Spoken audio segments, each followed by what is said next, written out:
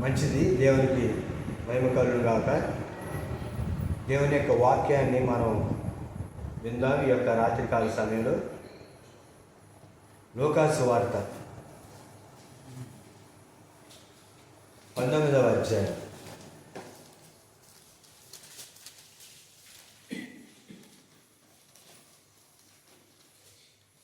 10వ వచనాన్ని చదువుకుందాం. చదవండి. నశించిన దానిని వెతికి రక్షించుటకు మనిషి కుమారుడు వచ్చునని అతనితో చెప్పాను. గట్టిగా. నశించిన దానిని వెతికి రక్షించుటకు మనిషి కుమారుడు వచ్చని అతనితో చెప్పాను. చాలు. నశించిన దానిని వెతికి రక్షించుటకు మనిషి కుమారుడు వచ్చనని అతనితో చెప్పాను. చదవబడినటువంటి లేఖన భాగం ప్రభు అయినటువంటి యేసుక్రీస్తు వారు చెబుతున్నటువంటి మాట ఈ మాట. క్రొత్త నిబంధనలో ప్రభు అయినటువంటి యేసుక్రీస్తు వారి యొక్క సేవ ప్రారంభించబడింది. సువార్తలు ఎన్నండి? ఎవరండి? సువార్తలు ఎన్నండి? 4. సువార్త 4. సువార్త ఒకటే. సువార్త వినండి. ఒకే సువార్తని 4 వ్యక్తులు 4 కోణాలు వారు 4 ప్రాంతాల వారికి వ్రాశారు. సువార్త అనేది ఒకటే. ప్రభు అయినటువంటి యేసుక్రీస్తు వారిని గురించినటువంటి సువార్త. దానిని పరిశుద్ధాత్మ దేవుడు 4 ద్వారా 4 కోణాలు ఆయన 4 జాతుల వారికి, అంటే 4 జాతుల వారికి దాన్ని వివరించారు. మత్తయి సువార్త యూదులకు రాయబడింది. మార్కు సువార్త గ్రీకులకు రాయబడింది. లూకా సువార్త రోమీలకు రాయబడింది. యోహాను సువార్త సర్వలోకానికి రాయబడింది. మనం చదువుకున్నటువంటి వాక్య భాగం లూకా సువార్త. లూకా సువార్తలో అసలు లూకా ఎవరు? లూకా అనేటటువంటి వ్యక్తి అన్యుడు.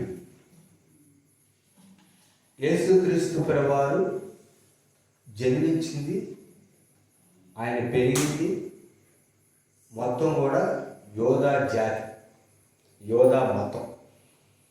అప్పటికి ధర్మశాస్త్రము పరిగణలో ఉంది. యేసుక్రీస్తు ప్రభువారు యూదుడు, లూకా గారు అన్యుడు. అయితే ఈ లూకా గారు చేసేటటువంటి వృత్తి ఏంటంటే వైద్యుడు, డాక్టర్ లూకా గారు. రెండవది, ఈ లూకా గారు ఎటువంటి వ్యక్తి అంటే ఏదైనా విషయాన్ని క్షుణ్ణంగా పరిశీలించిన తర్వాతే నమ్మేటటువంటి మనసు కలిగిన వ్యక్తి. అందుకని మనం చూస్తే క్రొత్త నిబంధనలో లూకా గారు వివరించి తేటగా రాసినట్టు ఏ యొక్క భక్తుడు కూడా క్రొత్త నిబంధనలో ప్రభు అయినటువంటి యేసుక్రీస్తు వారి యొక్క పుట్టకను వివరంగా వ్రాయలేదు. లూకా గారు ఎవరయ్యా అంటే వైద్యుడు, అంతేకాదు ఆయన ఒక చరిత్రకారుడు. చరిత్ర, అప్పుడున్నటువంటి రాజులు ఎవరు, అప్పుడున్నటువంటి పరిస్థితులు ఏంటి అనే వాటిని క్షుణ్ణంగా పరిశీలించి రోమా ప్రభుత్వ పరిపాలనలో ఉన్నతమైనటువంటి హోదాలో ఉన్నటువంటి దెయోఫిలాకు లూకా ఈ యొక్క సువార్తను వ్రాశారు. ఈ లూకా సువార్తలో ఉన్నటువంటి ప్రధాన అంశం ఏంటంటే మనం చదివినటువంటి లేఖన భాగం. నశించిన దాన్ని వెతికి రక్షించుటకు మనిషి కుమారుడు వచ్చారని అతనితో చెప్పాను అన్నటువంటి లేఖన భాగంలో యేసుక్రీస్తును మనుష్య కుమారుడు అని లోకా గారు పరిచయం చేశారు. మనుష్య కుమారుడు ఆయన. అంటే ఈ లోకంలో జన్మించినటువంటి యేసుక్రీస్తు ప్రభువారు కన్య మరియకు జన్మించారు. ఆయన మనుష్యుడుగా ఉన్నాడు, మనుష్య కుమారుడని తెలియజేశారు. అయితే ఈ చదువుకున్నటువంటి వాక్య భాగాన్ని మనందరికీ సుపరిచితం. చదువుకున్నటువంటి వాక్య భాగం దాని యొక్క సందర్భం మనందరికీ తెలిసినటువంటి విషయం. జక్కయ్య సుంకపు గుత్తదారుడైనటువంటి జక్కయ్య కూడా ఎవరంటే సుంకరే. శాస్త్రులు, పరిసయ్యులు, సద్దుకయ్యులు, సుంకరులు, ప్రధాన యాజకులు, యూదులు వీళ్ళందరూ సమాజంలో ఉన్నారు. ఈ అంటరానటువంటి వాళ్ళు సుంకరులు. వీళ్ళు రోమా ప్రభుత్వ పరిపాలనలో ప్రజల దగ్గర పన్ను వసూలు చేసి ప్రభుత్వానికి చెల్లించేవాడు. అయితే వీళ్ళు ఏం చేశారంటే న్యాయమైనటువంటి పన్ను వసూలు చేసేవాడు కాదు, అన్యాయమైనటువంటి పన్ను వసూలు చేసేవాడు. ప్రభుత్వాలు చెప్పింది తక్కువైతే వీళ్ళు వసూలు చేసేది ఎక్కువ. అంటే రోమా ప్రభుత్వ పరిపాలన ఎలా ఉండేదంటే అరాచకమైనటువంటి పరిపాలన, దోపిడి రాజ్యం. అట్లా పరిపాలన జరుగుతూ ఉండేది. ప్రజల దగ్గర భారంగా పన్నులు వసూలు చేసేవాడు అనమాట. ఈ వ్యక్తి యేసు ఎవరో చూడాలని, ఆయన పొట్టివాడు కాబట్టి ఆ దగ్గర ఉన్నటువంటి మేడి చెట్టు ఎక్కి యేసు ఎవరో చూడాలని వెళ్ళాడు. అయితే యేసు ప్రభువారు అతని యొక్క శిష్యులు జనసమూహము వస్తూ ఉన్నప్పుడు ఈయన యేసును చూడాలనుకుంటే యేసుక్రీస్తు ప్రభువారే ఇతన్ని చూసి పిలిచి తన ఇంటిలోకి ఆహ్వానించే విధంగా యేసుక్రీస్తు ప్రభువారు ఆయన పిలిచారు. జక్కయ్య అని పిలిచినప్పుడు ఈ వ్యక్తి నా పేరే తెలిసిందంటే నా బ్రతుకు తెలిసింది అని గ్రహించి యేసుక్రీస్తు ప్రభువుని తన ఇంటిలోకి ఆహ్వానించాడు. అప్పుడు వాళ్ళందరూ ఏమనుకున్నారంటే ఈ పారిపోయినటువంటి మనుషుడి ఇంటికి ఏంటి యేసు ప్రభువారు వెళ్తున్నారు అని వాళ్ళందరూ అనుకున్నారు. అక్కడ యేసుక్రీస్తు ప్రభువారు ఉపదేశించినట్టు ఏమీ లేదు. ఎప్పుడైతే వినండి, ఎప్పుడైతే యేసు ప్రభువారు తన ఇంటిలోకి వచ్చారో తన హృదయంలో కూడా యేసుక్రీస్తు ప్రభువారు వచ్చారు. అప్పుడు జక్కయ్య అన్నటువంటి మాట ఏంటంటే నా ఆస్తిలో సగం పేదలకు ఇస్తాను, ఎవరి దగ్గరైనా ఒక వంతు తీసుకుంటే 4 వంతులు ఇస్తానని చెప్పాడు. ఆ సందర్భంలో ఆ యొక్క జక్కయ్య ఇంటిలో ఆ సందర్భంలో జరిగినటువంటి ఆ యొక్క విధానాన్ని లోకా గారు వివరించారు. అప్పుడు యేసుక్రీస్తు ప్రభువారు తన గురించి తాను చెబుతున్నటువంటి మాట మనం చదువుకున్నటువంటి లేఖన భాగం, నశించిన దాన్ని వెలికి రక్షించుటకు మనిషి కుమారుడు వచ్చినని అతనితో చెప్పాడు. అయితే ఈ క్రిస్మస్ నెలలో మనం ఈ యొక్క డిసెంబర్ నెల అంతా కూడా క్రిస్మస్ సంబంధించినటువంటి పాటలు, వాక్యాలు అవన్నీ మనం వింటూ ఉంటాం. యేసుక్రీస్తు ప్రభువారు ఈ భూమి మీదకి రావడానికి చాలా కారణం. అయితే యేసుక్రీస్తు ప్రభువారు శరీరధారిగా ఈ భూమి మీదకి రావడానికి ఒక కారణాన్ని ఈ రాత్రి మనం విందాం. ఎందుకు వచ్చాడు యేసు ప్రభువారు ఈ భూమి మీద? సర్వ సృష్టిని మాటతో సృష్టించినటువంటి దేవుడు మరి ప్రజలందరూ రక్షించబడాలి అంటే రక్షించబడలేరా? రక్షించబడలేరా? నోటి మాటతోనే సృష్టిని చేసినటువంటి దేవుడు మరి మానవుడు రక్షించబడాలి అంటే ఒక మాటతో రక్షించబడతారుగా. దాని కొరకు పరిశుద్ధుడైనటువంటి దేవుడే నరరూపధారిగా ఈ పాపపు లోకంలోకి ఆయన ప్రవేశించి రావాల్సినటువంటి అవసరం ఏంటి? ఎందుకు ఆయన వచ్చాడు? అసలు అంతా ఆయనే శరీరధారిగా ఈ భూమి మీదకి వచ్చి జీవించవలసినటువంటి అవసరం ఎందుకు వచ్చింది అనేటటువంటి విషయాన్ని రాత్రి మనం వాక్యంలో నుంచి కొన్ని విషయాలు మనం తెలుసుకుందాం, నేర్చుకుందాం. వాటి ప్రకారం మనం జీవితం.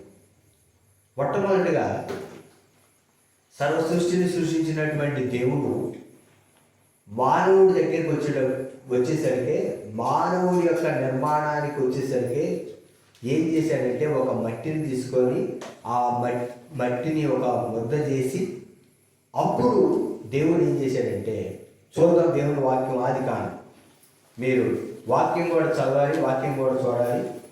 ఆదికాండము చదవండి, దేవుని వాక్యం 2వ అధ్యాయం 7వ వచనం. దేవుడైన యెహోవా ఆ, నేల మట్టితో ఆ, నరుని నిర్మించి వాని నాసికారంధ్రములలో జీవవాయువును ఊదగా ఆ. నరుడు జీవాత్మ ఆయెను. చాలు చాలు, వినండి జాగ్రత్తగా. దేవుడైన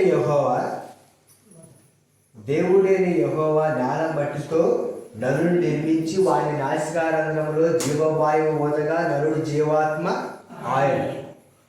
అమ్మ వినండి, మీరు వాక్యం చూడమన్నప్పుడు వాక్యం చూడండి, వాక్యం చూసిన తర్వాత నావేం చూడండి. ఎందుకంటే మీరు వాక్యం వింటున్నారో వినట్లేదు అనేది నాకు అర్థం కాదు.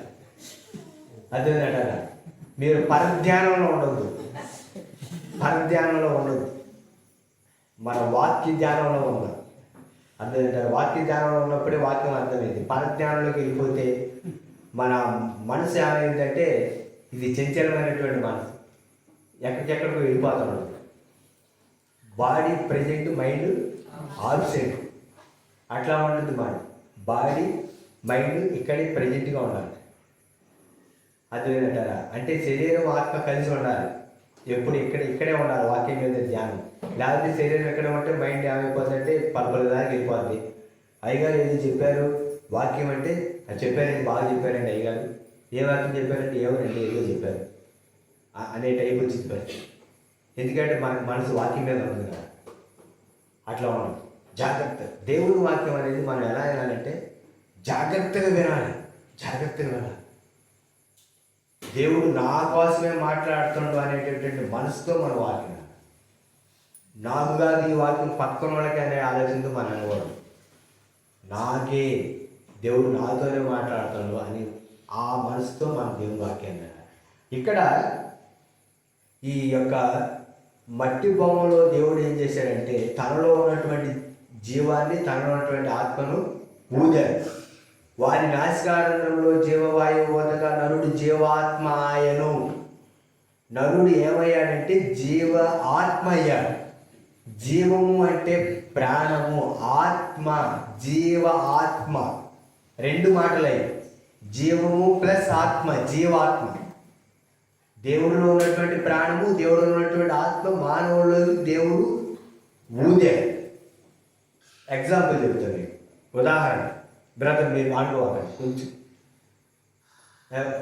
ఇప్పుడు కుక్క కానీ గేదె కానీ ఏదైనా చచ్చిందనుకోండి, అప్పుడు మనం ఏమంటాం? చచ్చిందని,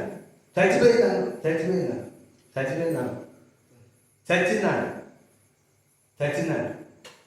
ఎందుకంటే చచ్చిందని, ఎందుకంటే ఇప్పుడు ఎలిగి చచ్చిందనుకోండి, చచ్చిందని దాని లాక్కురాని అంటారు.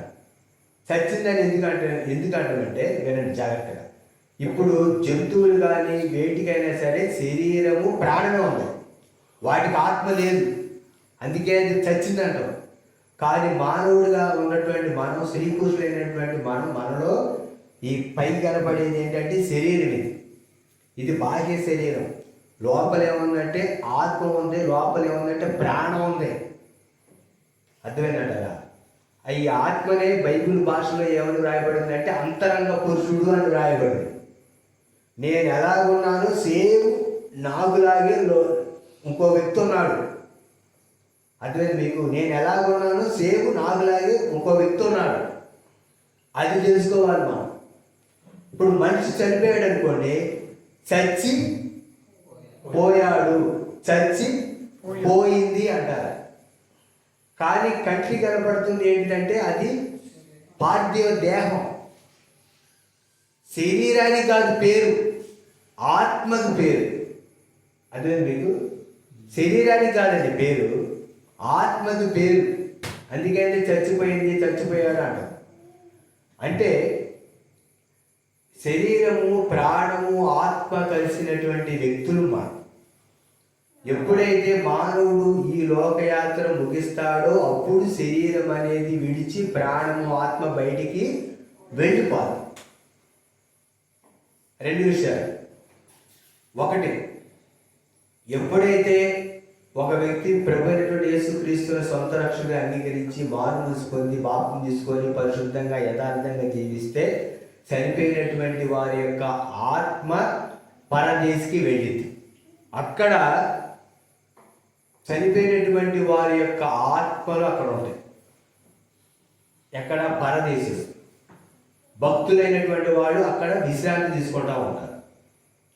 రెండు, ప్రభు అయినటువంటి యేసుక్రీస్తుని అంగీకరించకుండా ఇష్టానుసారంగా జీవించి చనిపోయినటువంటి వారి యొక్క ఆత్మ పాతాళానికి.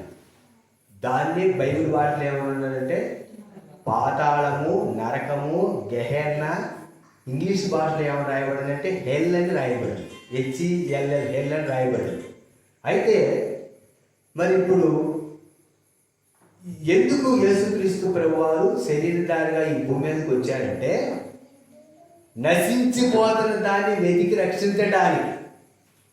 ఏమిటి నశించిపోతుందంటే ఈ శరీరం కాదు. ఈ శరీరం అనేది కొంతమంది చనిపోయేటప్పుడు బలంగానే చనిపోతారు, కొంతమంది బలహీనంగానే చనిపోతారు. దీని కొరకు కాదు ఆయన వచ్చింది. ఈ శరీరంలో ఉన్నటువంటి ఆత్మ అది ఏమైపోతుందంటే అది నశించిపోతుంది. ఈ చనిపోయే ఈ యొక్క ఆత్మ గురించి పట్టించుకునే వాళ్ళు ఎవరు కూడా ఈ భూమి మీద లేరు. ఎవరు పట్టించుకోవట్లేదు ఈ భూమి మీద. అంటే నాలో ఆత్మ ఉందనే ఆలోచన ఎవరికీ లేదు. నువ్వు చచ్చిపోతే ఏమైందండి? మన్ను మట్టి కలిసిపోతాడు, అంతేగాండి అంటారు. చాలామంది ఏమంటారంటే మట్టికి దుమ్ము అంటారు. మట్టిలోకి మట్టి కలిసిపోతాడు, ఇంకేందండి?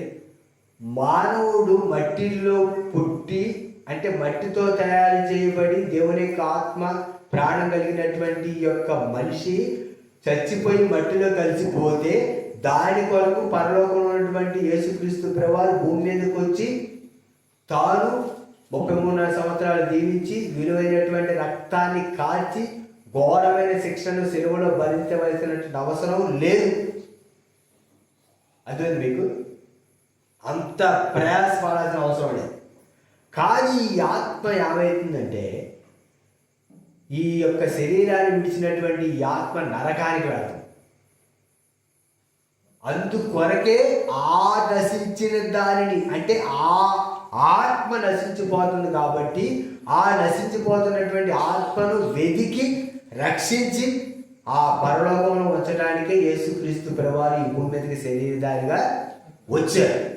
అందుకోసం వచ్చారు ప్రభువైన యేసుక్రీస్తు వారు. ఎందుకంటే ఈ ఆత్మ నశించిపోతుంది. దీని గురించినటువంటి ఆలోచన చింత ఎవరికీ లేదు. చాలామంది ఏమంటారంటే ఆత్మ నిత్యత్వంలోకి వెళ్ళాలి, మోక్షానికి వెళ్ళాలి అంటే ధ్యానంలో ఉంటే సరిపోద్ది అన్నమాట. ధ్యానం.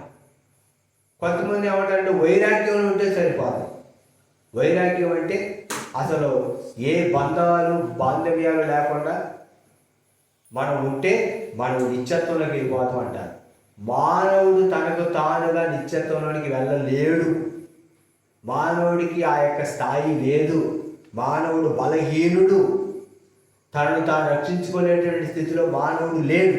అందుకే యేసుక్రీస్తు ప్రభువారు ఏమని చెప్పారంటే గుడ్డివాడు త్రోవ చూపిస్తే ఇద్దరు వెళ్ళి గొట్టలో పడతారు. గుడ్డోడు అంటే పాపాత్ముడు. ఒక పాపి ఇంకొక పాపికి ఈ మంచి దారి చూపించాలని అనుకుంటే ఎట్లా వాడు మంచి దారి చూపించగలుగుతారు? చూపించలేడు. ఇద్దరు గొట్లో పడతారంటే ఇద్దరు నరకానికి పోతారు. ఇప్పుడు నేను ఉన్నానండి, బూతులు మాట్లాడుతున్నాను అనుకోండి. ఉదాహరణకి ఇప్పుడు సహోదరుడు ఉండవు, బూతులు మాట్లాడద్దు సహోదరుడు అంటే ఏమంటాడు? నువ్వు మాట్లాడుతూ ఉండు, నన్ను మాట్లాడుతాను అంటే ఏంటి? నువ్వు మాట్లాడకుండా ఆగి నన్ను మాట్లాడుతాను చెప్పాడు. అంటే ఏనా పాపే ఆయన పాపే, ఈ పాపి ఆ పాపిని అంటే రక్షించగలుగుతుంది? అది సాధ్యమైందా? సాధ్యం కాదు. ఈ పాపిని రక్షించడానికి పరలోకం నుండి యేసుక్రీస్తు ప్రభు పరిశుద్ధుడిగా ఈ లోకానికి వచ్చాడు.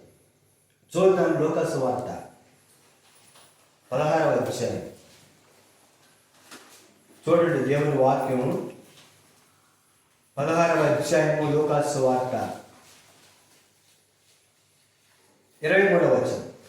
అప్పుడు అతడు పాతాళంలో బాధపడుచు కనులెత్తి దూరం నుండి అబ్రహాము తన రొమ్మున ఆనుకుని ఉన్న లాజరును చూచి, తండ్రివైన అబ్రహామా, నా యందు కనికరపడి తన వ్రేలిగొనను నీళ్ళలో ముంచి నా నాలుగున చల్లార్చుటకు లాజరును పంపుము. చాలు, ఇక్కడ వినండి, జాగ్రత్త. ఈ ధనవంతుడు లాజరు సందర్భం మనకు తెలుసు. అయితే లాజరు చనిపోయాడు, దేవదూతల చేత అబ్రహాము రూమును అనుకోవడానికి కొనుక్కోబడ్డాడు. లాజరు జీవించాడు ఈ లోకంలో. ఎలా జీవించాడు లాజరు మనకు తెలుసు. ఎలా జీవించాడు లాజరు అనేది మనకు తెలుసు.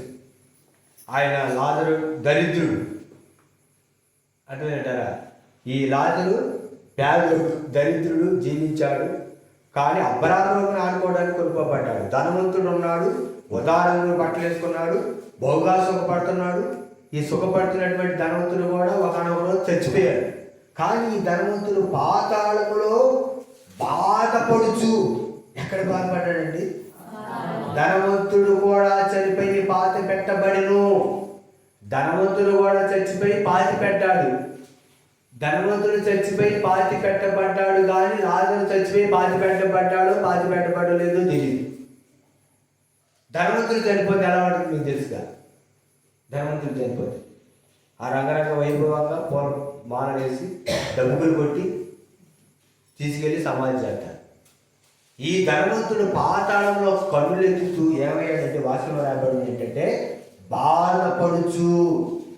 నరకంలో ఎవడో తెలుసా? బాధ ఉంటుంది. ఎవడో తెలుసు నరకంలో? బాధ. ఈ నరకంలో ఉన్న నరకానికి వెళ్ళి బాధపడకుండా ఉండటం కోసమే దైవజనులైనటువంటి వారు ప్రయాసపడుతున్నారు. వినండి, మాట్లాడతారు.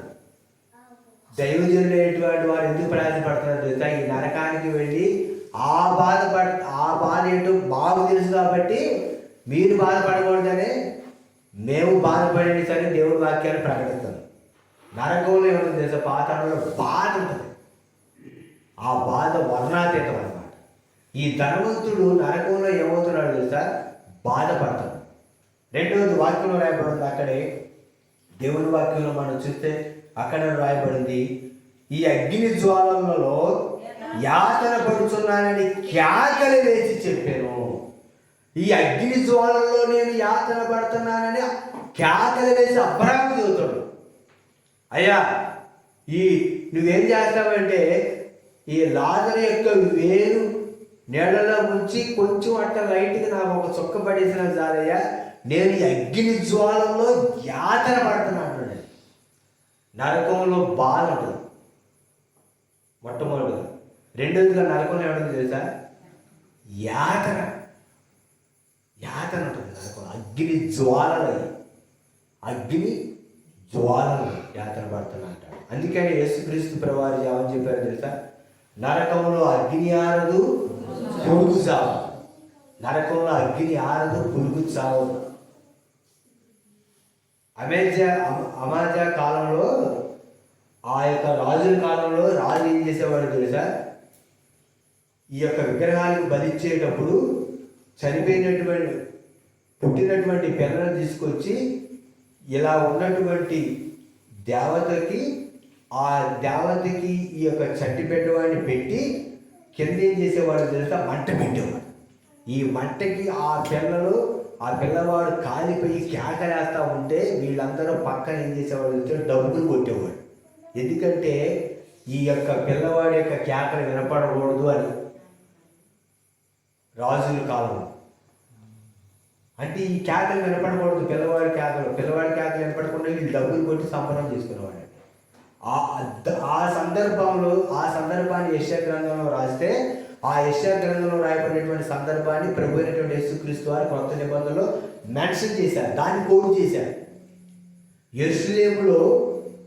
యెరూషలేములో నైరుతి భాగంలో ఏమయ్యేదంటే, వినండి జాగ్రత్తగా, యెరూషలేములో నైరుతి భాగంలో ఏం చేసేవారంటే చెత్త మొత్తం తీసుకొచ్చి ఆడ పడేసేవారు. చెత్త మొత్తం తీసుకొచ్చి పాడేసినప్పుడు ఎండిపోయినటువంటి చెత్త కాలుతా ఉండేది. అగ్గిపుల్ల వేసి అనుకోండి, ఎండిపోయిన చెత్త ఏమైంది? కాలుతూ ఉంటుంది. ఎండిపోయినటువంటి చెత్త కాలుతూ ఉంటుంది. పచ్చి చెత్త కాలదు. పచ్చి చెత్త కాలకుండా పురుగు పట్టింది, ఎండిపోయిన చెత్త కాలుతూ ఉంటుంది. ఇటు ఈ అగ్ని ఆరదు, ఇటు ఈ పురుగు చావు. ఈ రెండింటిని కలిపి యేసుక్రీస్తు ప్రభువారు చెప్పారు. అగ్ని ఆరదు, నరకంలో అగ్ని జ్వాలలో యాత్ర పడతా ఉంటాం. పురుగు ఎలాగైతే చెత్తలో పురుగు చచ్చిపోదో, పురుగు పుడతా ఉండదో, అలాగే మనం కూడా చావు అనేది లేదు. రెండవ మరణం. ఈ శరీరం చనిపోదు. ఎవరైనా చనిపోవాలి. యేసుక్రీస్తుని అంగీకరించినా చనిపోవాలి, యేసుక్రీస్తుని అంగీకరించకపోయినా చనిపోతాం. కానీ రెండవ మరణాన్ని నుండి తప్పించడానికి యేసుక్రీస్తు ప్రభువారు శరీరానికి ఈ లోకానికి వచ్చారు. ఆ రెండవ మరణం నుంచి నువ్వు తప్పించుకోవాలని దాని కొరకే ఆయన సెలవులో ప్రాణం పెట్టి రక్తం కార్చాడు. ఆ బాధ, ఆ యాతన, ఆ వేదన సెలవులో ఆయన అనుభవించి నరకానికి పేరు వెళ్ళొద్దు, ఇదిగో మీ కొరకు నేను రక్తం కార్చాను, నన్ను అంగీకరించడానికి ప్రభు తెలియజేశాడు. ఈ ధనవంతుడు నరకంలో బాధపడతా ఉన్నాడు, యాతన అనుభవిస్తూ ఉన్నాడు, అగ్ని జ్వాలలో యాతన పడుతున్నా అంటా ఉన్నాడు. తర్వాత మనం చూస్తే అక్కడ రాయబడేటువంటి మాటల్లో దేవుని యొక్క వాక్యంలో ఒకసారి అదే అధ్యాయంలో మరొక మాటను మనం చూద్దాం. దేవుని యొక్క వాక్యాన్ని చూడండి. 27వ వచనం చదవండి. మంచి అప్పుడు అతడు చదవండి. తండ్రి అలాగైతే చదువుమా. తండ్రి అలాగైతే నాకు 5 సహోదరులు ఉన్నారు. వారు ఈ వేదనకరమైన స్థలములకు రాకుండా వారికి సాక్ష్యం ఇచ్చుటకై నా తండ్రి ఇంటికి వారిని పంపవలనని నిన్ను వేడుకొంచున్నానని. చాలు వినండి. ఈ నరకం ఎటువంటిదంటే బాధ కలిగిస్తాను. రెండోది ఏంటంటే యాతన కలిగిస్తాను. మనం పురుగు, మనం చనిపోము. రెండో మరణంలో యాతనకి చావు లేదు, శరీరానికి చావు. తర్వాత ఈ అగ్ని జ్వాలను యాతన పడతా ఉంటాం. తర్వాత ఇంకో విషయం ఏంటో తెలుసా, ఇక్కడ రాయబడినటువంటి సందర్భంలో ఉన్నటువంటి మాట తెలుసా, వేదన. ఏంటి? వేదన అనిపించాలి. వేదన. ఇక్కడ నేను వేదన పడతా ఉన్నాను అయ్యా, నాకు 5 సహోదరులు ఉన్నారు, మరి యేసు ప్రభు గురించి చెబితే వాళ్ళైనా ఇక్కడ రాకుండా ఉంటారని నరకంలోకి వెళ్ళిన తర్వాత ఈ ధనవంతుడికి అప్పుడు తెలివి వచ్చింది. అప్పుడు తెలివి వచ్చి అప్పుడు వేడుకుంటా ఉన్నాడు. ప్రసంగి గ్రంథంలో రాయబడినటువంటి మాట ఏంటంటే, పాతాళంలో పనైనను ఉపాయమైనను తెలివైనను జ్ఞానమైనను లేదని రాయబడింది. ప్రసంగి గ్రంథం చూడండి. దేవుని యొక్క వాక్యం ప్రసంగి గ్రంథము దేవుని యొక్క వాక్యము చూద్దాం మనం. 2వ అధ్యాయం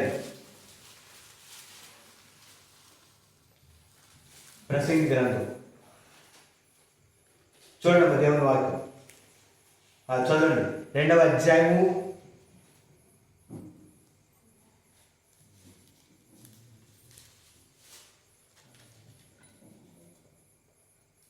చూడండి. దేవుని యొక్క వాక్యం ప్రసంగి గ్రంథంలో రాయబడినటువంటి 26వ వచనం.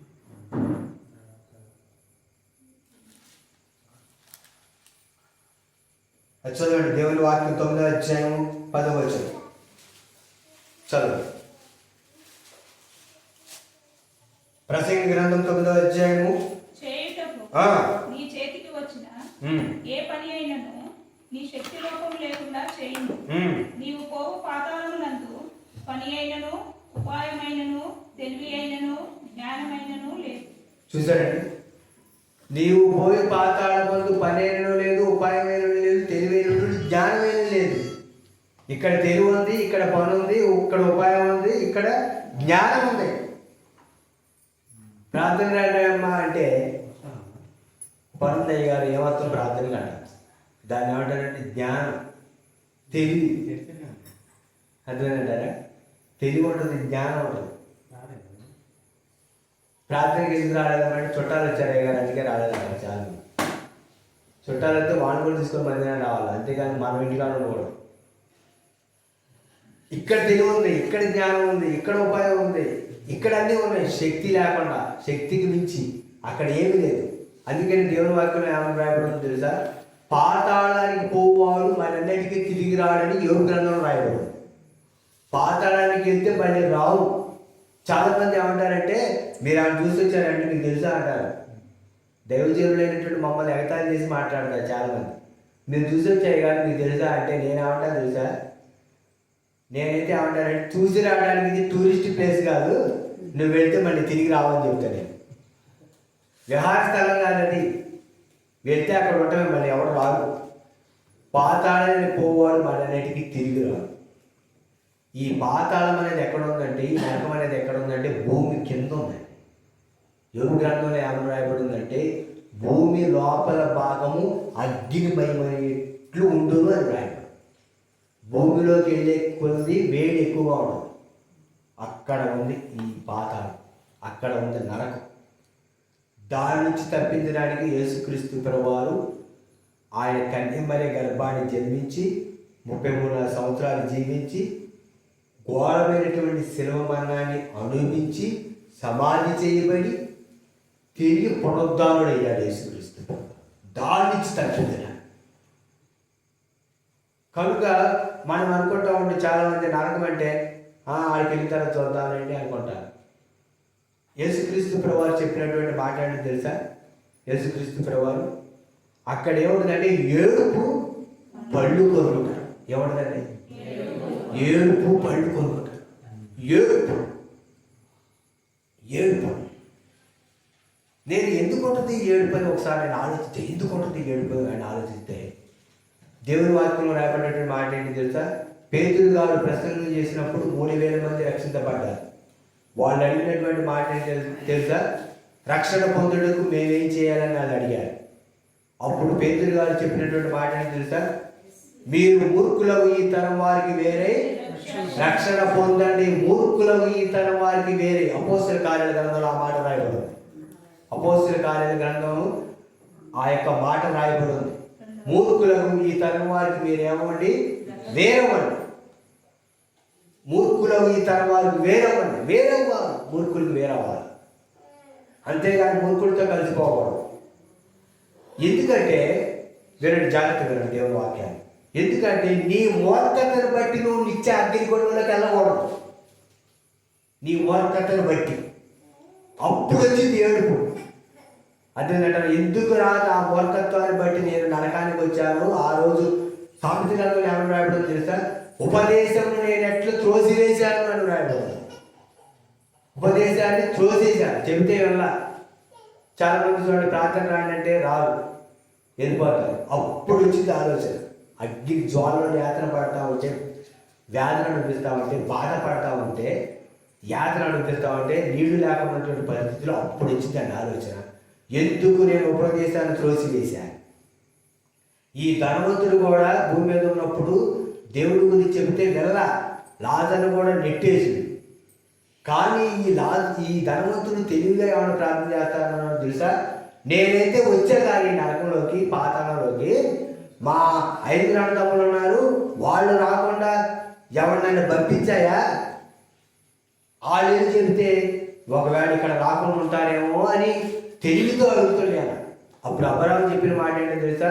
మోషేయు ప్రవక్తలు ఉన్నారు, వాళ్ళు చెప్పిన మాటలు వింటే నా దగ్గరికి వస్తారు, వినకపోతే నీ దగ్గరికి వస్తారు, నీతో పాటు వాళ్ళు కూడా ఉంటారని చెప్పాను. కనుక ఈ నిత్యాగ్ని వారి బాధ సంబంధమైన పొగ యుగయుగాలు లేచునని వాక్యంలో రాయబడింది. యుగయుగాలు లేచిందంట బాధ సంబంధమైన పొగ. దాని కొరకేనండి ఈ ప్రయాస, దాని కొరకు ఈ వేదన, దాని కొరకు. కనుక రక్షణ లేనటువంటి వాడు ఏమంటే రక్షించబడాలి. మారు రోజు మంది బాప్తిసం తీసుకొని రక్షించబడాలి. వాయిదా ఏమూడదు. చాలా మంది అనుకుంటారు కొత్త సంవత్సరంలో ఫస్ట్ తారీఖు రోజు బాప్తిసం తీసుకుంటారని అంటారు. అప్పుడు దాకా వాయిదా వేయద్దు. ఎప్పుడైతే నువ్వు దేవునికి సన్నిధికి వచ్చావో, పరిశుద్ధాత్మ దేవుడు నీకు హృదయాన్ని తాకాడు, అప్పుడు నువ్వు మారు మూసుకొని బాప్తిసం తీసుకొని రక్షించబడాలి. ఇదే దిక్కిలి అనుకూల సమయం, ఇదే రక్షణ దినం. ఈ రోజు నీది, రేపు నీది కాదు. రేపు నువ్వు ఉంటావో లేదని గ్యారెంటీ లేదండి. మరి గ్యారెంటీ లేని జీవితాన్ని నువ్వు బాప్తిజం తీసుకుంటే నీకు గ్యారెంటీ ఉండదు. అర్థమైంటారా? వాయిదా చేయొద్దు.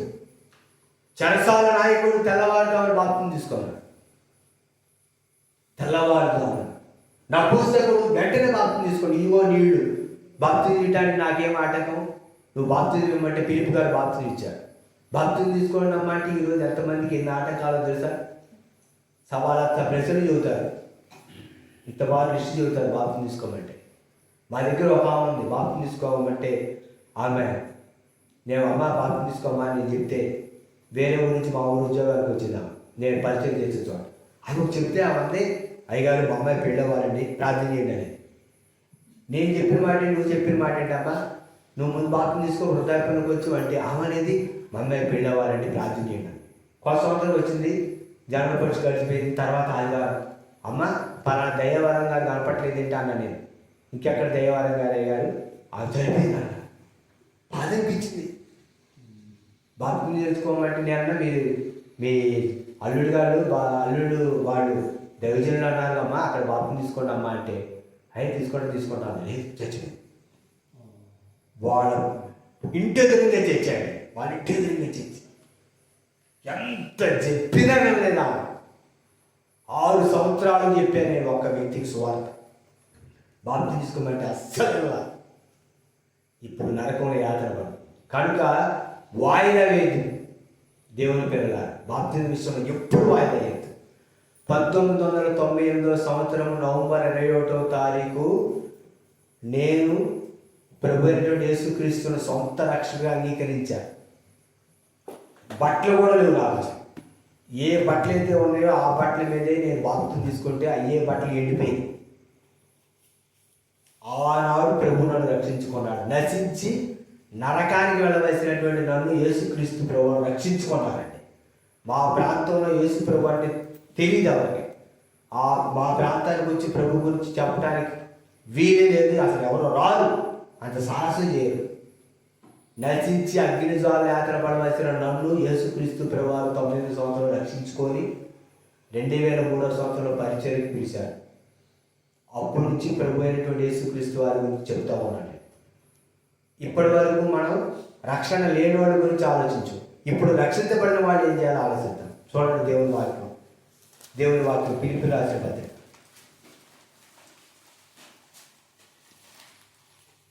పిలిపిలు రాసిన పత్రిక అపోస్తలుడైన పౌలు గారు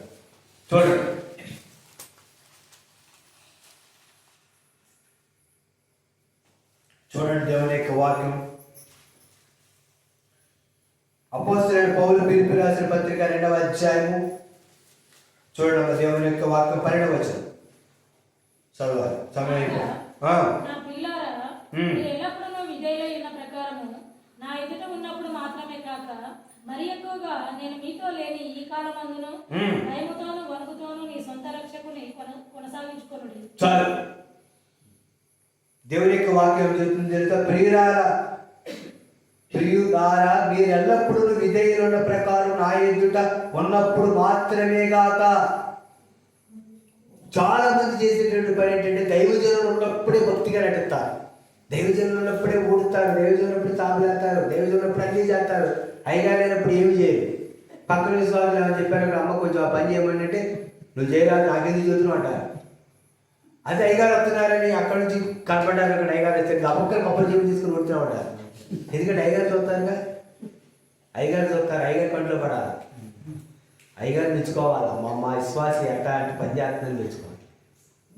కాగా నా ప్రియమైనటువంటి వారులారా మీరు ఎల్లప్పుడూ విధేయులున్న ప్రకారం నా ఎదుట ఉన్నప్పుడు మాత్రమే కాక మరి ఎక్కువగా నేను మీతో లేని ఈ కాలమందును భయముతోను వణుకుతోను మీ సొంత రక్షకుడు కొనసాగించుకోనుడి. నేను ఉన్నప్పుడు కాదు భయం, నేను లేనప్పుడు భయం. నేను ఉన్నప్పుడు కాదు పనిచేసేది, నేను లేనప్పుడు పనిచేయాలి. దైవజనుల ముందే కాదు భయం, దైవజనుల ముందే కాదు వణుకు.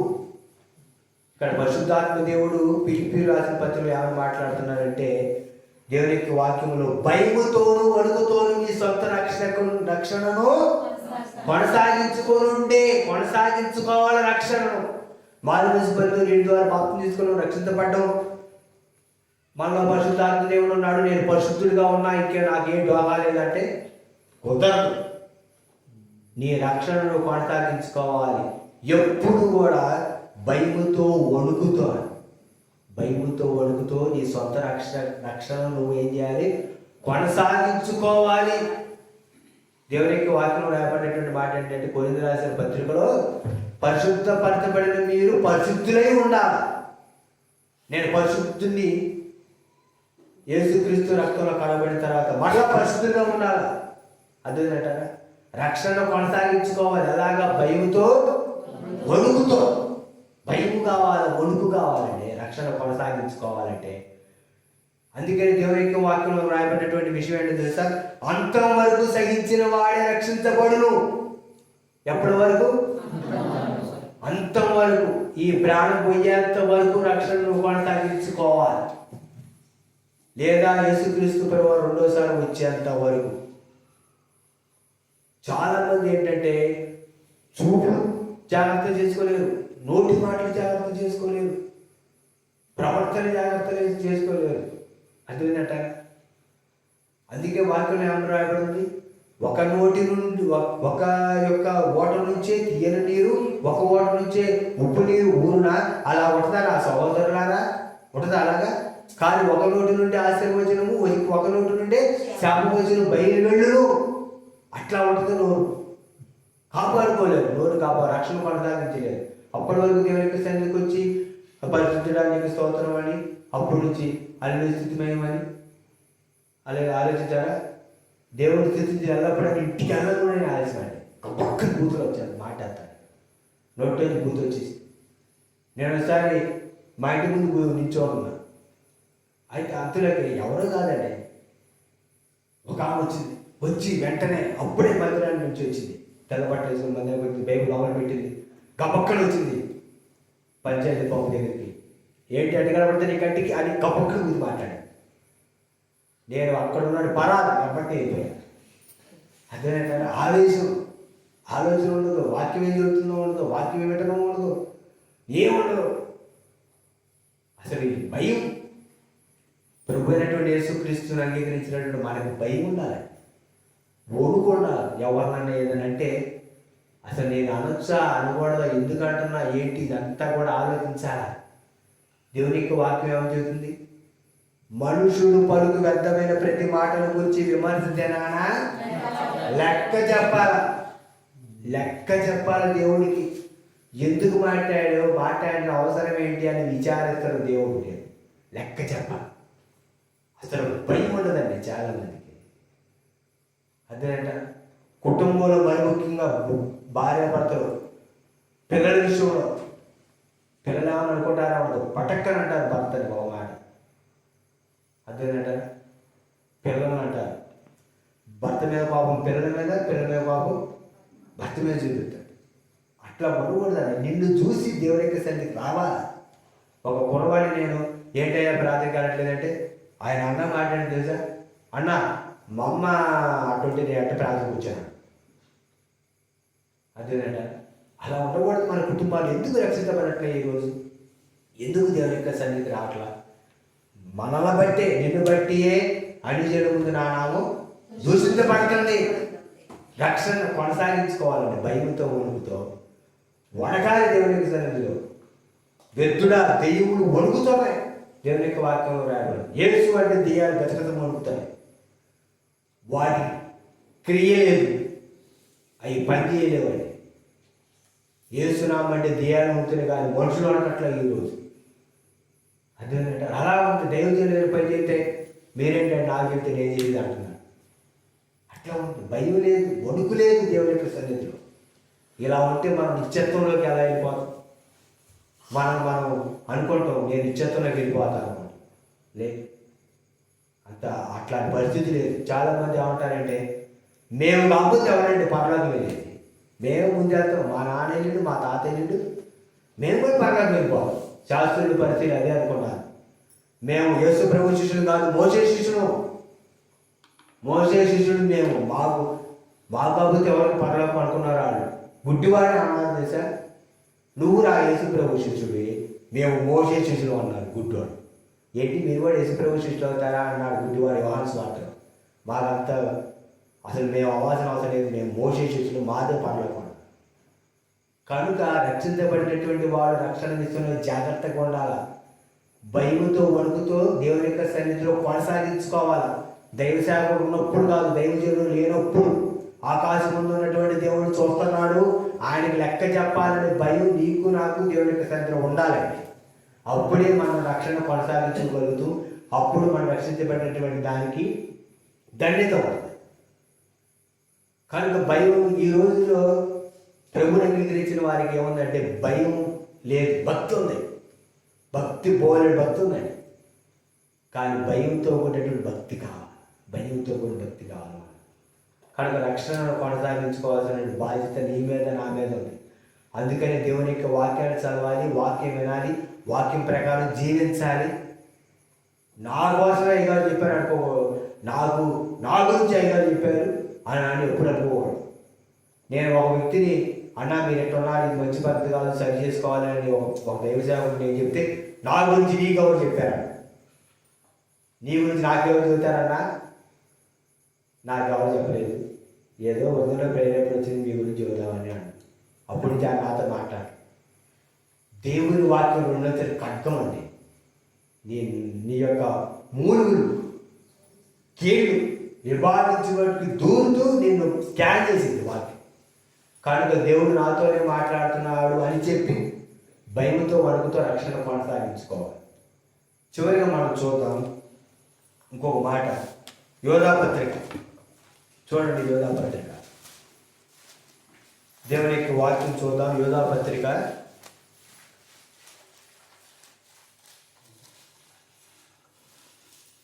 యోధా గారు రాసిన పత్రిక ఒకే అధ్యాయం ఉంటుంది. చూడండి దేవుని వాక్యం 23వ వచనం.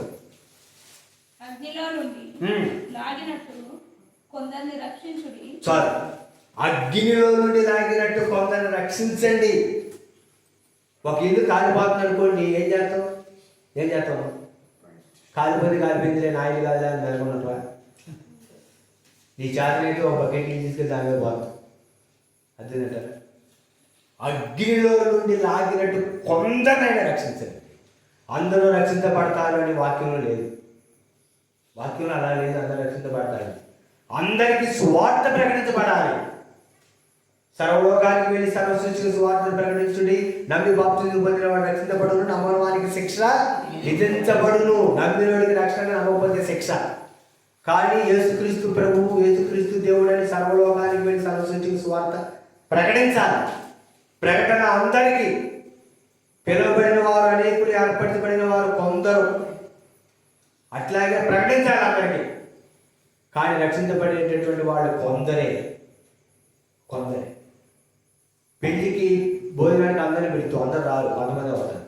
కానీ ఆ ఇన్విటేషన్ వెళ్ళింది అందరికీ. సువార్త అందరికీ ప్రకటించాలి. కానీ కొంతమంది రక్షించబడతారు. ఎందుకంటే దేవుని వాక్యం నాకు బోధించబడుతుంది, అది పశ్చాత్తాపడి నేను రక్షించబడాలి, నేను రక్షించబడపోతే నేను నరకానికి వెళతానని ఆలోచన కలిగి రక్షించబడతారు. పాపులు 2 రకాలు ఉంటారు. ఒకళ్ళు పశ్చాత్తాపడే పాపులు, పడకుండా తిరస్కరించేటటువంటి పాపులు. వాక్యం ప్రకటించబడినప్పుడు వాక్యానికి లోబడి నిజమే దేవుడు నాతోనే మాట్లాడుతున్నాడు అని సరి చేసుకొని దిద్దుకొని పశ్చాత్తాపడి రక్షణలో కొనసాగించబడి యేసుక్రీస్తు దేవుడిని తెలుసుకొని ఆయన రక్తంలో పాపాలు కడుక్కొని దాని సాదృశ్యమైనటువంటి నీటి పాపం తీసుకొని రక్షించబడేది కొంతమంది. వాక్యం ప్రకటించబడితే అపోస్తల కార్యాల్లో 2వ అధ్యాయంలో వాక్యం ప్రకటించబడినప్పుడు 3000 మంది రక్షించబడ్డారు. స్టెఫెన్ గారు వాక్యాన్ని ప్రకటించినప్పుడు వాళ్ళు పళ్ళు పటపటాలు ఉంచారు, రాళ్ళు తీసుకొని కొట్టి చెప్పారు.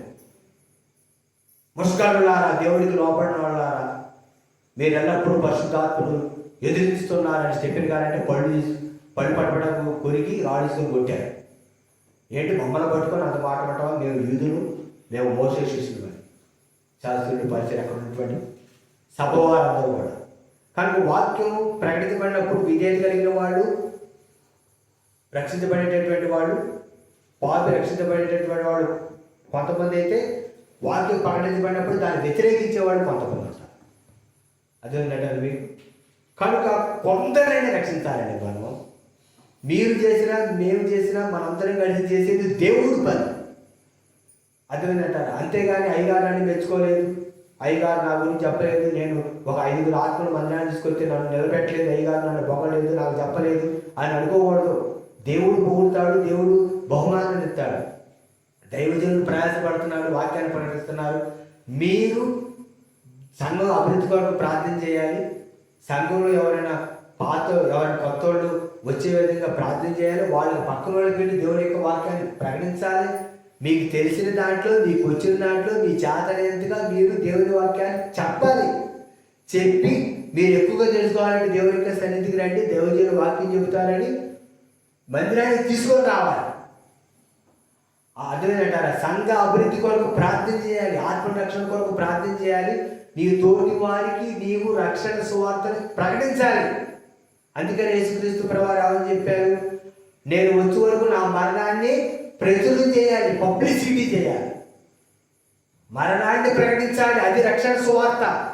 యేసుక్రీస్తు ప్రభువారు పుట్టాడని పండగ చేసుకుంటే ఇది కాదు. ఆయన వచ్చింది ఎందుకంటే చనిపోవడానికి వచ్చాడు యేసుక్రీస్తు ప్రభు. దాన్ని పబ్లిసిటీ చేయాలి. కానీ ఇప్పుడు పరిస్థితి ఎట్టుందంటే పుట్టకను పబ్లిసిటీ చేస్తారు, మరణాన్ని దాచిపెడుతున్నారు. మరణాన్ని పబ్లిసిటీ చేయాలి. నేను వచ్చే వరకు నా మరణంలో ప్రచురం చేయాలని యేసుక్రీస్తు ప్రభు చెప్పారండి. మన పక్కన వాళ్ళకి యేసుక్రీస్తు ప్రభు గురించి మనకు చెప్పాలి. మనకు తెలిసినట్టు ఓ పక్కనే చెప్పాలి. నేనేం చెబుతానండి, నాకేం వచ్చాడండి, నాకు పెద్ద చదువు రాదని, నేను చదువుకోలేదండి, బైబిల్లో అక్షరం ఒక్క తెలియదండి అని అనకూడదు. నీకు తెలిసిన దాంట్లో, నీకు వచ్చిన దాంట్లో నీ చాదనంత నువ్వు పక్కన వాళ్ళకి దేవుని యొక్క సువార్త ప్రకటించాలి, చెప్పాలండి.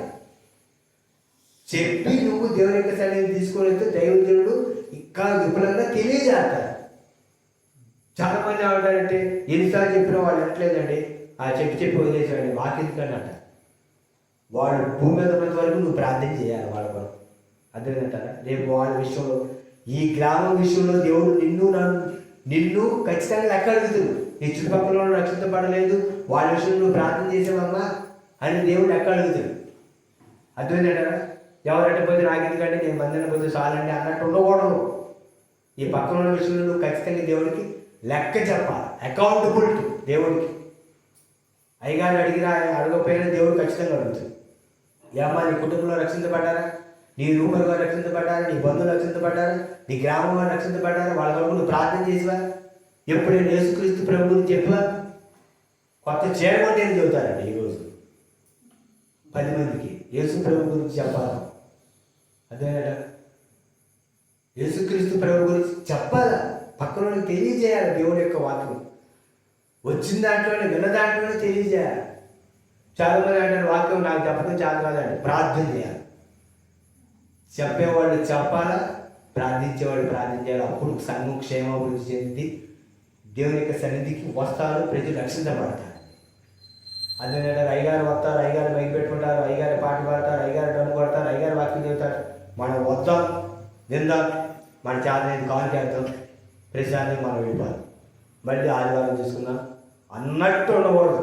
పరిచయం నేను వెళ్ళాలి, ప్రార్థన చేయాలి, వచ్చేవాళ్ళ వరకు నేను ప్రార్థన చేయాలి.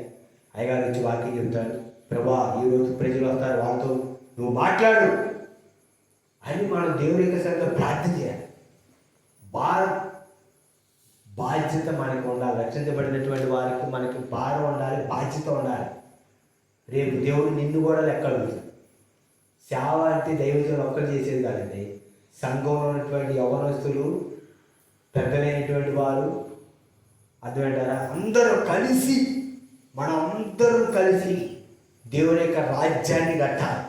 మనం అందరం కలిసి నిత్యత్వంలోకి ప్రజలను రక్షణ మార్గంలోకి వాళ్ళని నడిపించాలి. అగ్నిలో రాలినట్టు కొందరైనా రక్షించాలండి. అది మన బాధ్యత, అది మన భారం. ఈ అగ్నిలో నుండి లాగినట్టు కొందరు రక్షించండి అన్నటువంటి ఆ వాక్యము నన్ను ప్రేరేపించింది. ఆ వాక్యమే దేవుని యొక్క సేవలో రావడానికి నాకు ప్రోత్సాహించి ధైర్యపరిచింది. పరిశుద్ధాత్మ దేవుడు ఆ వాక్యం ద్వారానే నాతో మాట్లాడాడు. అందుకోసమే ఎంత దూరమైనా, ఎండైనా, వానైనా, చైనా దేవుని యొక్క స్వార్థ వరకు నేను వెళ్తాను. కొందరైనా రక్షించబడాలి. కొంతమంది రక్షించబడి నిత్యత్వంలో ఉంటే బడా నమ్మకమైన మంచి దాసుడా అని దేవుడు తలపించుకుంటే అదే చాలు ఈ జీవితానికి ధన్యత. కనుక రక్షణ లేని వాడు రక్షించబడాలి. రక్షించబడినటువంటి నీవు రక్షణ కొనసాగించాలి. కొందరినైనా దేవుని యొక్క సన్నిధికి, దేవుని యొక్క రాజ్యంలో నీవు వృద్ధులైనటువంటి వాళ్ళు ఉన్నారు. కొంతకాలం తర్వాత వాళ్ళు ఈ లోకయాత్ర ముగిస్తారు. మరి మీ తర్వాత రాబోయే తరంలో ఉన్నటువంటి వాళ్ళు విశ్వాసులు వాళ్ళు కావాలి. మీరు వెళ్తా కొంతమంది నేను ఇక్కడ సంఘంలో కొన్ని ఆత్మలను అప్పగించి నీ పని నువ్వు ముగించాలి. కనుక ఈ రాత్రి నశించిన దాన్ని వెతికి రక్షించడానికే యేసుక్రీస్తు ప్రభువారు ఈ లోకానికి వచ్చారు అనేటటువంటి సత్యాన్ని మన అంతరంలో భద్రపరుచుకొని అదే సత్యాన్ని 10 మందికి తెలియజేసి ప్రభువు కొరకు కొందరైనా రక్షించి మన జీవితాన్ని ధన్యం చేసుకుందాం యేసుక్రీస్తు. అదేనట నేను సమాధి దగ్గరికి వెళ్తాను, ముగిస్తాయి. సమాధి దగ్గరికి వెళ్ళి సమాధులు పరీక్ష చూపుతా. ప్రతి సమాధి క్రీస్తులను మృతులైన వార్తాను, క్రీస్తులను మృతులైన వార్తాను అని అంటున్నాడు. నిజంగా ప్రతి వాడు క్రీస్తులను మృతులైన వాళ్ళేనా? కాదు. ఎవరో కొంతమంది క్రీస్తులను మృతులైన వారు. పచ్చి తాగుబోతు పేరు మీద వాడు క్రీస్తులను మృతులైన వారు అంటారు. వాడు తాగడానికి చచ్చింది, వాడి పేరు మీద క్రీస్తులను మృతులైన వారు అంటారు. ఆ క్రీస్తులో మృతుల వల్ల ఆ లోకంలో చచ్చిపోయాడు. అదేంటంటే మొన్న ఒక చాటుకి వెళ్తామంటే చచ్చిపోయిన తాగి వాడు చస్తే వాడు సమాజం మీద కూర్చొని ఈడు తాగుతున్నారు మనసు. మరి వాడు చచ్చిపోయి తాగిపెట్టినా వాడు చూసే బుద్ధి తెచ్చుకొని మీరు ఎందుకు తాగుతున్నారా అన్నది. వాడు చచ్చి తాగి వాడు తెచ్చిండు, వాడు తన కూర్చొని మీరు తాగుతున్నారా? మీరు చచ్చిపోతే నరకానికి పోతారు, రక్షించబడండి అని. రక్షణ ఎంత అవసరం మానవుడికి. చాలామంది అంటారు ఇల్లు, కూడు, గుడ్డ, నీడ, ఆహారం. కూడు, గుడ్డ, నీడ ఈ 3 లేకపోయినా పర్లేదండి. రక్షించబడి చాలు. తిండి లేకపోయినా ఏం కాదు, కట్టుకోవడానికి బట్టలు లేకపోయినా కాదు, ఇల్లు లేకపోయినా ఏం కాదు. రక్షించబడితే దరిద్రుడు అబ్రహాము చేత అబ్రహాము నానుకోవడానికి కోల్పోబడ్డాడు. ఈ లోపల ఎక్కడ బతికినా నువ్వు రక్షించబడితే చనిపోతే నీ జీవితం ధన్యత. కనుక ఈ రాత్రి ఇట్టి అవకాశాన్ని ఇచ్చినటువంటి మొట్టమొదటిగా ప్రభువైన యేసుక్రీస్తు వారికి, రెండవదిగా దైవజనుడికి యేసుక్రీస్తు నామములో వందనాలు ప్రసాద్ గారికి, ఇక్కడికి రావడానికి సహకరించినటువంటి బనుకు, ఇంతవరకు ఓపికతో వాక్యం ఉన్నటువంటి మీకు యేసుక్రీస్తు నామములో వందనాలు. నా పేరు దానియేలు. సత్తుపల్లి దగ్గర మాకు మందిరం ఉంది. తిరువురులో, ఆంధ్రాలో కూడా పరిచయం ఉంది. నాకు 3 పిల్లలు. ప్రార్థన చేయండి మా పరిచయం కొరకు. యూట్యూబ్లో కూడా వాక్యం ఎందుకు చెబుతున్నానంటే నా హెచ్చు కోసం కాదు, కొంతమంది అయినా వాక్యం తెలుసుకొని రక్షించబడతారనే ఆలోచనతో ఆ యొక్క ఆన్లైన్ పరిచయం కూడా ప్రారంభించాం. దాని ద్వారా చాలామంది వాక్యం వింటా ఉన్నారు. పరిశుద్ధ గ్రంథంలో ఉన్నటువంటి సత్యం ప్రకటించబడాలండి. అప్పుడే మనలో అంతరంగంలో మార్పు వచ్చింది. దాని కొరకు ఈ తపన కానీ వేరే దేని కొరకు కాదు. కనుక మా కొరకు ప్రార్థించండి. ప్రభువైన యేసుక్రీస్తు నామములో అందరికీ వందనాలు. ఇట్టి మాటలు ప్రభు దీవించును గాక. ఆమేన్.